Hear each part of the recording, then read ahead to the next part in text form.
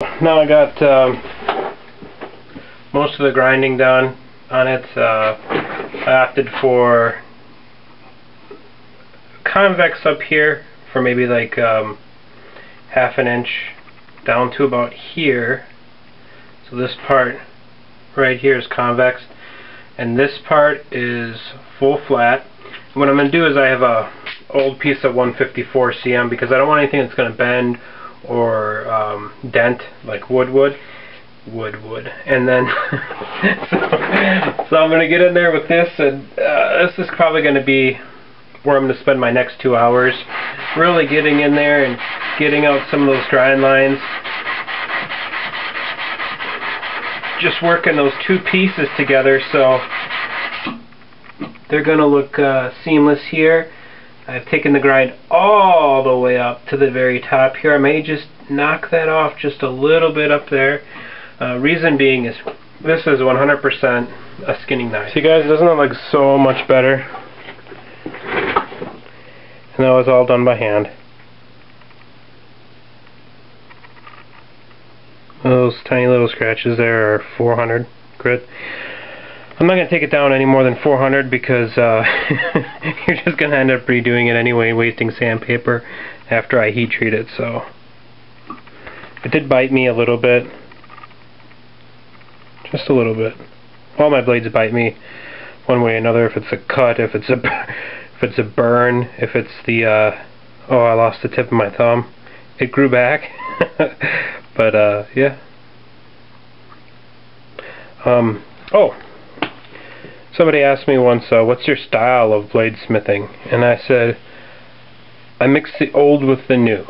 I like to mix them both. I mean, one's not better than the other.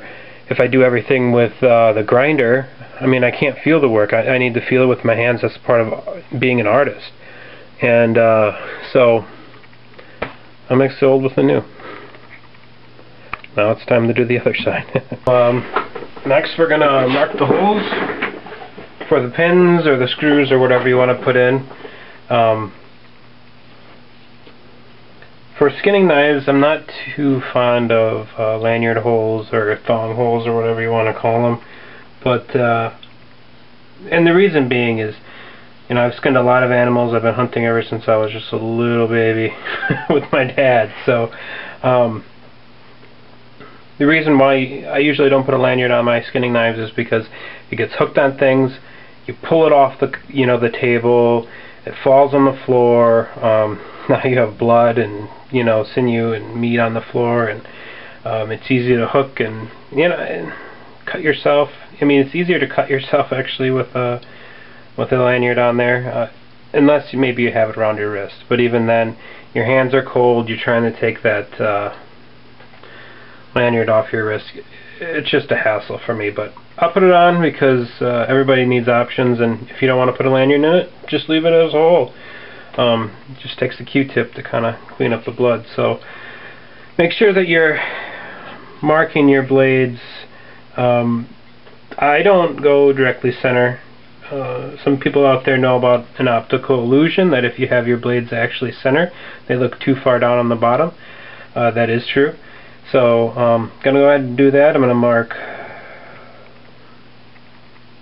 two, I don't even know, I think I'm going to use 1/4 inch, I'm not sure, but 2 pinholes, and then the lanyard, I don't know where I want to put that either. So now I got my holes marked out, and I punched them. So next thing to do, a couple other tips guys, level your working space. It is so important, and it really will, taking that extra 5 minutes, it really will help down the line when you're putting your handle on, especially if it's wood. If you notice that you're breaking handles and things like that, or splitting wood on some of the softer woods, it's because your pins are crooked. So level your station, and also, holy crap, I haven't had anything to drink yet. And then also also use some kind of cutting oil. It is so important. Be nice to your drill bits. They will become very, very expensive. A lot of the things that I go through that are expensive is bits, belts, Go through a lot of propane too. But yeah, I mean, just a $5 thing of cutting oil will actually save a bunch of money in bits. So.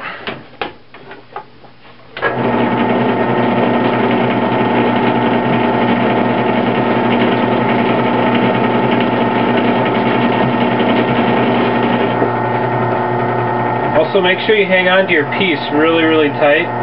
And the reason is if this bit catches and it throws that piece,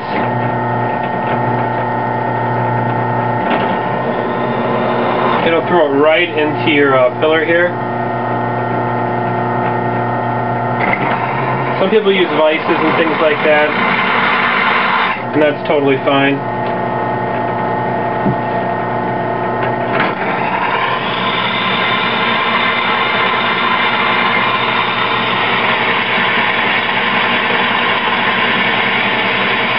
Now if you look at these chips here, they're all real uniform.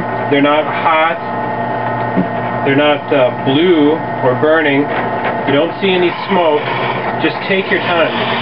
If you notice your bit starts warming up or it gets too hot, or your piece gets too hot, hold it back, you know, take a little break, get some coffee or something. That's it. Look at that. How simple. Straight through and through. You don't have, and look at that, there's no rough burr there as well. You'll notice that if you have a dull drill bit, you'll get a little bit of a burr on the back side, and you know, it's a pain in the ass, and we all make mistakes, and we all do it wrong, and I'm not saying that my way's right, but it seems to work for me.